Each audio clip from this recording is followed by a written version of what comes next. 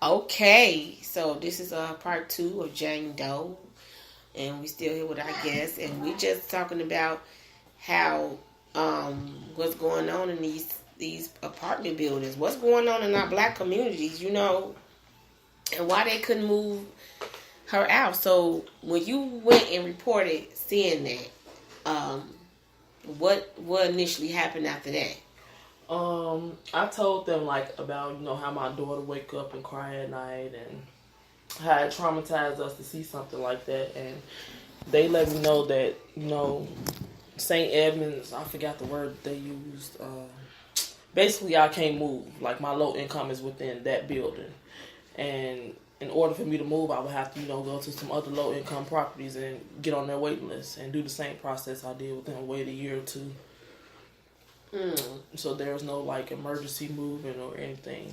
So no longer than after you reported this all this other strange stuff, the jacket, and tell me what happened after the jacket, the experience you had to experience your kids being home after the jacket was coming up missing, and you reported it to the office. A man actually tried to push in my apartment.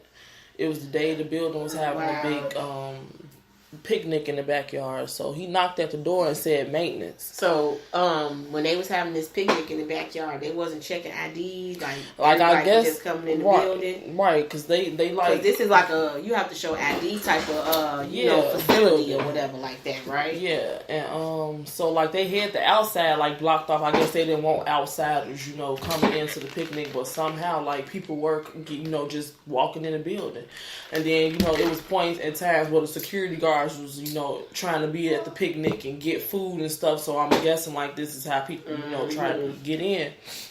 And so they did a little raffle at the end. I didn't win anything, so I'm telling myself I'm gonna try to get upstairs with my kids, for the elevators and stuff be packed. So I went back upstairs a little early. So he knocked at the door. I'm like, who is it? He said maintenance. So I'm like, okay, the maintenance man was at the picnic, so maybe he forgot to have me, because the day before he had came and fixed a lot of stuff in my apartment. And I'm like, so maybe he want me to sign the papers. But you did say they painted over your peephole too. Oh yeah, they did. The day before, right? The events happened, right? Yeah. So this is why I opened the door, because I'm like, maybe he forgot to have me sign the paper yesterday. Okay. So that's what made me open the door, and it's as soon as I turned my knob, it's the door just flew towards me, and I wasn't all the way opening the door. I had my foot right there to hold it, and this man he had his hand on the wall trying to push in my apartment, and I just used all my weight, all the strength I had in me, this man not finna get in my apartment, right? And I slammed the door I was slamming his fingers, everything. Exactly. Oh my goodness. And your kids was in the house. But yes, they my didn't kids even know was in the what house. was going on. Yeah, my little baby, my 2-year-old, he came up behind me Mom. Because I guess he saw me struggling, but my other kids were in the back in their room. So they don't even know that this happened. And I know this is just a blunt question to ask this, but what the hell do you think would have happened if he would have got in there? What went through your mind? Yeah, that's still going through my mind to this day. What was he trying? What was his intentions? What did he want to do? And he hurt the kids. Yeah. And so, I just... But my adrenaline was rushing. Do you think it's got something to do with you just tired of going to say that you witnessed and see what happened with this girl? Because it's they painted your peephole. Yeah. Then it's oh, you gonna wait till the day they had this party with nobody watching the cameras, and then you acted. But this is just didn't only happen to you this day. It actually happened to people coinciding in 2 other apartments from where the death happened in, right? Yeah. Because when I called downstairs for security, I'm like, somebody just tried to push in my apartment. And she was like, hold on, the lady at 504 just said the same thing. Mm-hmm. So I guess he worked his way down from the 16th to the 5th, and then down to my apartment. And so he was arrested and apprehended and everything. And it's just incident after incident. And he's not even under investigation. It was just a murder weeks ago. Yeah, so... Is he on this? It's stuff big. That's what I'm saying. Did you swept under the rug. When that happened to you, did you call and put a police report? Yeah, the police came and everything already. So, have you called and followed up any leads on? What they told me is that the case is not it's not me against the man. It's the cases against my building. Yeah, But it happened to you, right? So wait. So you got something like a civil suit you can file against the building, right? Because where was the security guards at? How did he get in your door? You are at, I feel like, somewhere in there where you should be in a civil suitcase civil lawsuit. I'm sorry, people, if I'm saying wrong. Y'all know I ain't no damn lawyer. I'm sorry.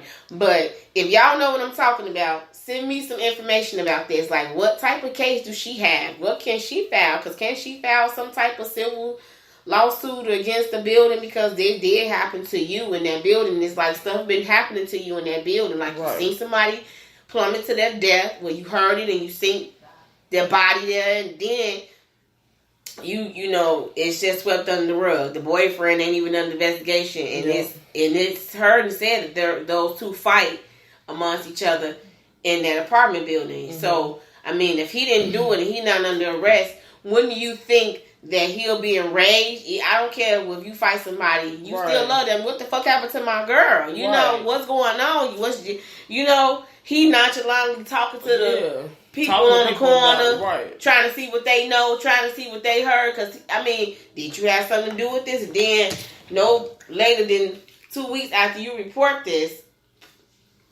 somebody tried to break in your apartment on the 5th floor, on the 2nd floor, and somebody's apartment on the 5th floor, and somebody's apartment on the 15th floor. Mm-hmm. Wow. And the 15th floor is right underneath the apartment that the girl jumped from. Yes. Wow. I mean, I don't know if you put it together like I did, like, you know, and then they painted over your peephole. So, you know, like, what the hell do you think you like now are a target in this building? I feel like it because it's like stuff is just steady happened to me. Like, the building give us utility checks, and my name is on this check. So when I went to pick up my check was given away. She told me that, oh, I'm sorry, I gave your check to somebody else. How? And my name is on it. Really? Yeah, so it's just like, I feel like they playing with me now. When did this happen? This all happened in the same month. I'm saying, when did your utility check come up missing? You can't come get they tell you come get it anytime after the 10th. I believe it was like maybe, I don't remember the exact date. It was after the girl falling and everything. Right. It was after that. And you couldn't even get it, and that had never happened to you prior to that? Never. No, she's never given my check. My check is the first one. I'm the first apartment. Yeah. Yeah, so it's just like, she's never given my check away. So she just trying to have you pay your bills late and sitting in line and saying she gave it away because she could never get away because you have to check names. Yes. You have to bring your ID to the office to even but she knows my name. She knows my apartment. The apartment numbers are on the check. You all signed for them? Yes, we signed for them. So how could she give it away? That's what I'm saying. And the people down that hood asked me the same question, like, how did she give your check away to somebody else? Wow. So did you ever get the check back? Yeah, I had to wait a week to get another one. Damn. So what you think? She disposed of it, threw it in the garbage, kept it? No, I believe it was cashed. You believe it was cash? Yeah, because, the currency exchange right up the street where everybody goes, they never ask for IDs. Like, even when I go in there to cash my check, and then I give her, like, I have my ID in my hand waiting on her to ask for it, they never ask for it. I'm like, you didn't need my ID? And she be like, no, so they don't check IDs. And you cashing the check. Oh, so the check is cashable to you to pay the bill. It's not to the it's the cash is given to me. Wow, okay. Because I was trying to say, how could she cash something that's to the light company? No, that's why they give you. Oh yeah, they give you the cash or the amount of the check. Yeah. Damn. So so soon after you reported it, what else happened after that? That's pretty much. With the check, like after the check? I had to wait another week for a check, but nothing else happened after it. Like, it was just, it is what it is. Right. So you say you all had a meeting or whatever? Mm-hmm. I had a meeting, I guess, the people, the hood gave the case to National Housing Compliance. That's who's over all the low income in Chicago. And so I gave that lady a call. She didn't answer, so I left my complaint over the voicemail. And I left my number, and she actually called back the next day. Wow, okay, that was good. And she said that they were calling from Georgia. She said that's where the headquarters was. So I talked to her on the phone for a minute, and she was like, I guess she was writing everything down. So she right, because out of state is a clean. I don't know you because they not in this community. So your story is gonna probably touch her too. Like, what is going on? Yeah, and that's what she was saying on the phone. Like, really? So she was like, I'm gonna call you back. Let me get him a call. What's so she called them and I guess addressed them about everything that I told her because that's because you keeping up and doing. Make sure you doing what you're doing on your part, right? Yeah. Because if you wasn't doing none on your part, that wouldn't give you no chance to even call. Like I know they tired of me. Y'all gonna see my face every day until I find out. Because that's because you got 5 children and you're trying to protect them and keep them safe by any means necessary. Yep. And I understand. So. After you reported it to her, and did she call you back? What did she say? Yeah, she actually called me. She called me right back, like maybe 10 minutes later. She was like, "Okay, so I just spoke to the building manager." She was like, "What you need to do?" I wasn't at home at the time. She was like, "You go back home." She like, "You go into the office." She said the building manager told her she didn't run the cameras back because I didn't give her the times. But the lady. She told me that she ran them back. They didn't see anything happen. But she just told this lady she never ran the cameras back if I didn't give her a time. I'm sorry about that. It's okay. And she so when I got to the building or whatever, she was asking me like I guess all the stuff that I told the lady. So they said that another incident. I'm sorry that happened was. Keep on, girl. Come on, we got all the. Let's get the tea, honey. The maintenance man came to my apartment to install the blinds that they measured the windows for, and he left a power tool saw plugged up in my room that I didn't even know. Like, until I heard my 2-year-old son, I heard it cut on, and I'm like, "What is that?" He could have cut his whole wrist off. The whole a power tool.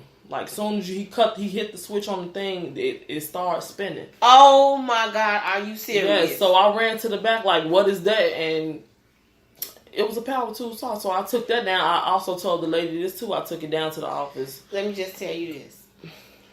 Anytime you leave your apartment, before you leave, after you come back, walk through your whole entire apartment. Look at shit everywhere. Always. Don't just walk out and don't look and see where you put shit. A piece of paper. Funny. Put some powder in front of the floor. See the motherfucker tiptoeing there. Right. Because, that's what I used to do. Because when I, first moved into my apartment or whatever, when I got there. And, Mario, he had been asleep. And, I guess they used to seeing a truck leave, me leave early. And once the truck leave, I guess they feel, oh, shit, ain't nobody there. So when I came back home, I getting ready because I went to the bank. I came back home in the truck. I came upstairs. I tried to open my lock. My key wouldn't open. I went back downstairs. I looked at the downstairs door. You could tell somebody pried it open with a crowbar and broken the security door downstairs. Now, it's cameras downstairs, but you desperate to get in here, and you done broke in with a crowbar with the camera right there facing up to you. So my initial thing was like, it had to be somebody here to make it look like it's somebody broke in. Right. And why would you come all the way past the first floor to come directly to my apartment? Right. Mm-hmm. Somebody that was watching. So by this time I'm in the corridor loud yelling the landlord name. You better come the fuck out now. What the fuck's going on in this building? And, you just got to be careful. And then from there on, I just started making sure, putting little cameras up. Just some little shit. Because people will fucking target you. And they will have you on the target list for no reason at all. And it could be her. It could be her setting it up with her people. Y'all don't care how professional she look. Right. I seen her when I came to the building. So I don't care. Right. You professional. Why would you allow? This is another black young lady. Yes. So why you would? And it seems like she's not even concerned. Like she's nonchalant about the situation. Nobody's in that office. You know what I'm saying? She's not showing no empathy, anything towards your situation. From what I heard, what I hear, I would be more startled, like, should I work here? You not even scared to work here. And the way you dress and the way you look, you would look like, I can't work in this environment. That's going on. Exactly. Because it could happen to you. Right. So you would think you would be more on